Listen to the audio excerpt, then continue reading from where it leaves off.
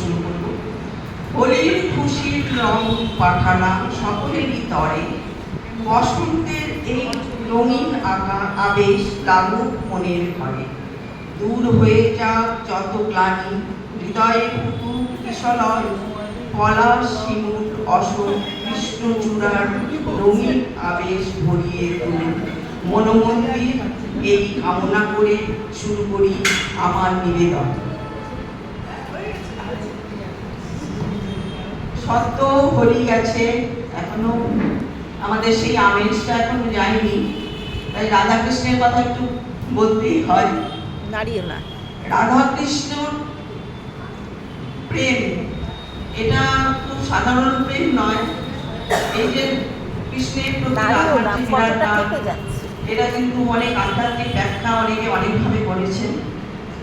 এটার মূল ব্যাখ্যা হচ্ছে ভক্তের, কৃষ্ণের কিংবা ব্রহ্মজয় যাই বলুন, ভক্ত পরমাত্মার উপর প্রাণ। রাধার কৃষ্ণ প্রেমে আগুন ছিল। রাধা যখন তার গ্রামে একটা অনুষ্ঠান হয় যেখানে পুরুষদেরকে তাড়া করা হয় আর পুরুষরা দৌড়ে দৌড়ে পালায়, এটা একটা মজার খেলা আর কিছু না। এই মজার খেলা দিয়ে তাদের আনন্দ প্রকাশ করে। রাধাকৃষ্ণের ভালোবাসা মেনলি পাওয়া যায় গীত গোবিন্দ ও ভাগবত পুরাণে। রাধা একজন গোয়ালিনী, শ্রীকৃষ্ণ প্রেমে আকুল।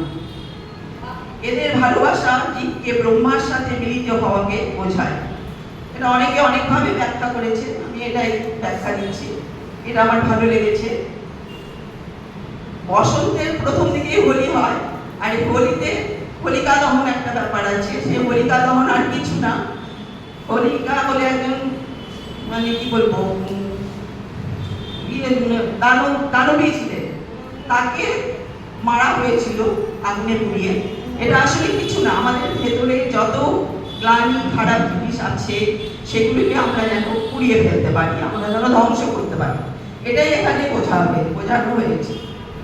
তারপরে আমাদের বিভিন্ন রং মিশিয়ে রং খেলা হয়, কোথাও কোথাও ফুল দিয়েও খেলা হয়, শুধু ফুল দিয়ে আবার রং দিয়ে রং জল এসব দিয়েও খেলা হয়। আচ্ছা, এবার একটু গীতার কথায় আসি। গীতায় বলা হয়েছে পরমাত্মার সঙ্গে জীবাত্মার মিলন, কৃষ্ণ প্রত্যেকের মধ্যেই বাস করে। আমরা কিন্তু এই মিলনটা কিভাবে হবে সেটা খুঁজে বেড়াই।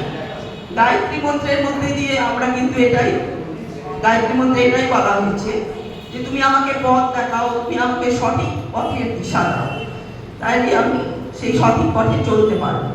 এটা গায়ত্রী মন্ত্রের মূল অর্থ। এবং কৃষ্ণ কিন্তু আমাদের দিশাও দিয়েছে, দিক নির্দেশ করেছে। সেই দিক নির্দেশটা কি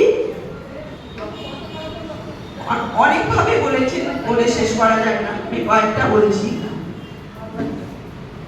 সর্বধর্মান পরিত্যাজ্য মামেকং শরণং ব্রজ, অহং ত্বং সর্বপাপেভ্যো মোক্ষয়িষ্যামি মা শুচো। তুমি বলছো তুমি শুধু আমার শরণাপন্ন হও, তাহলে আমি তোমাকে সব পাপ থেকে মুক্ত করব। তিনি আমাদের দিশা দিয়ে দিয়েছেন।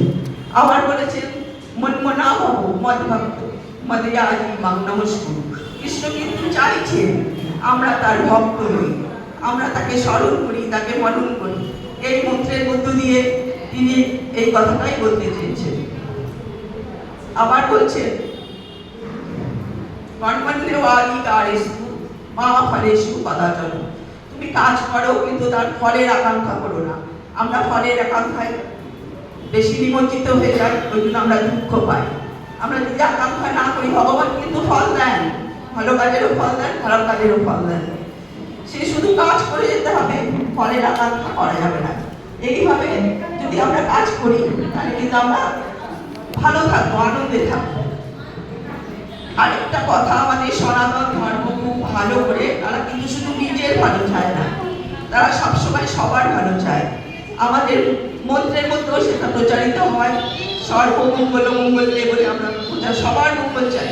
আমি আর মন্ত্রটা ওটা বলছি না, আমরা শুধু নিজের মঙ্গল চাই না, আমরা সবার মঙ্গল চাই। এইভাবে সব শেষে আমি আর বেশি বলবো না, নাচ গান আছে, সবাই আনন্দ করবে। আমি একটাই কথা বলবো, সর্বে ভবন্তু সুখিনা, সর্বে সন্তু নিরাময়া, সর্বে ভদ্রাণি পশ্যন্তু, মা কশ্চিৎ দুঃখভাগ ভবে। সবাই সুখে থাক, সবাই আনন্দ থাক, সবাই মানে সুস্থ থাক, এটাই কামনা করি। এই কামনা করি আমি আমার বক্তব্য শেষ করি।